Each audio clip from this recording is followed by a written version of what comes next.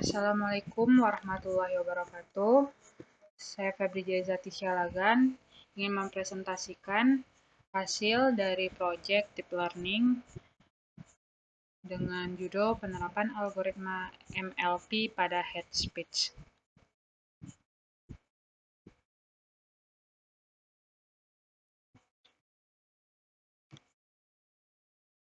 Yang pertama, apa itu multi-layer perceptron? Multi-layer perceptron adalah jaringan syaraf tiruan feed-forward yang terdiri dari sejumlah neuron yang dihubungkan oleh bobot-bobot penghubung. Neuron-neuron tersebut disusun dalam lapisan-lapisan yang terdiri dari lapisan input, satu atau lebih lapisan tersembunyi, dan satu lapisan output. Multi-layer perceptron menggunakan teknik pembelajaran supervisor, yaitu backpropagation untuk training. Di sini ada arsitektur MLP, ada input layer, hidden layers, dan output layer. Selanjutnya ada data mining, merupakan sebuah proses sehingga dalam melakukan proses tersebut harus sesuai dengan prosedur, yaitu disebut dengan CRISP-DM atau Cross Industry Standard Process for Data Mining, yaitu sebagai keseluruhan proses preprocessing data, pembentukan model, model evaluasi, dan akhirnya penyebaran model. Selanjutnya ada head speech, yaitu ujaran kebencian atau hate speech adalah tindakan komunikasi yang dilakukan oleh suatu individu atau kelompok dalam bentuk provokasi, hasutan, ataupun hinaan kepada individu atau kelompok yang lain dalam hal berbagai aspek seperti ras, warna kulit, gender, cacat, orientasi seksual, kewarganegaraan, agama, dan lain-lain. Saat ini kebebasan dalam berbicara sudah sangat luas, sampai mengarah ke ujaran kebencian. Apalagi dalam dunia maya, contohnya pada medsos, di mana siapapun bisa memberikan pernyataan secara bebas tanpa ada batasan. Selanjutnya ada machine learning. Machine learning merupakan cabang ilmu bagian dari kecerdasan buatan atau artificial intelligence dengan pemrograman untuk memungkinkan komputer menjadi cerdas, berperilaku seperti manusia, dan dapat meningkatkan pemahamannya melalui pengalaman secara otomatis. Tahapan machine learning ada 4, yaitu supervised learning, unsupervised learning, semi-supervised learning, dan reinforcement learning. Selanjutnya ada preprocessing. Preprocessing adalah tahapan untuk mempersiapkan teks sebelum diproses lebih lanjut, di mana tahapannya akan menyesuaikan dengan proses lanjut yang akan digunakan. Dalam bentuk preprocessing, teks yang ada memiliki struktur tersendiri dan kemudian harus dipisahkan sesuai dengan tingkatannya.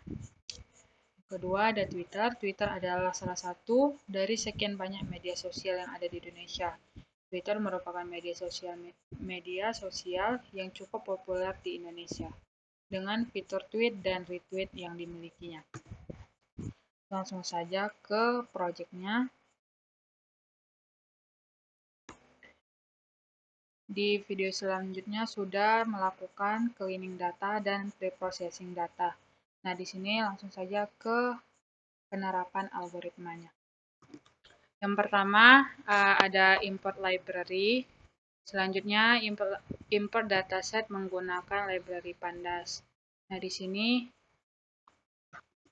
sini adalah dataset yang telah di-load. Selanjutnya membersihkan tweet dari kata-kata tidak penting. Setelah dibersihkan, maka inilah hasilnya. Selanjutnya menghitung panjang dari tweet. Lalu ini adalah grafik dari head speech dan tidak.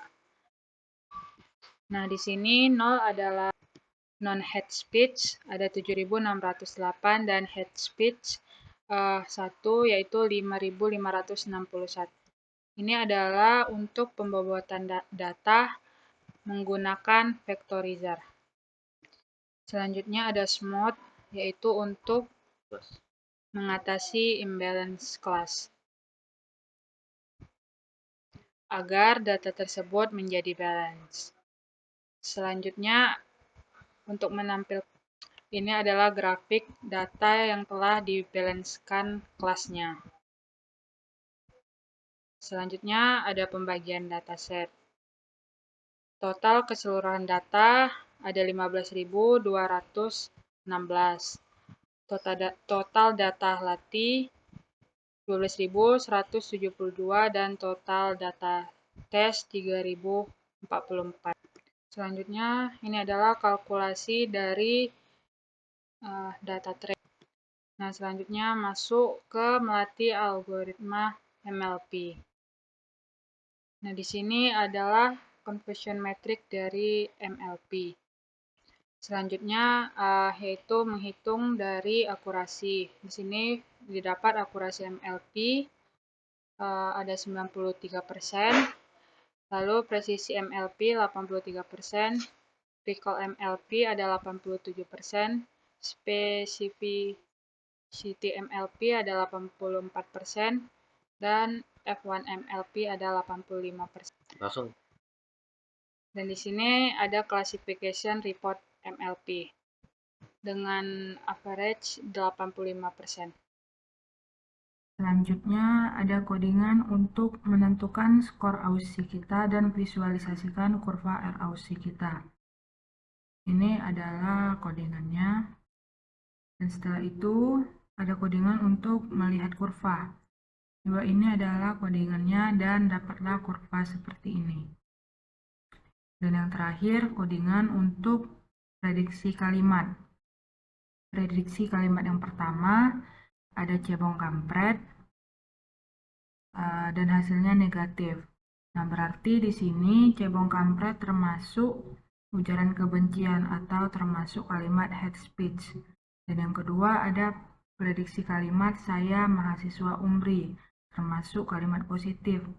Dan berarti ini bukan ujaran kebencian atau tidak termasuk ke dalam hate speech. Baiklah, sampai di sini presentasi saya. Lebih dan kurang saya mohon maaf. Saya tutup. Wassalamualaikum warahmatullahi wabarakatuh.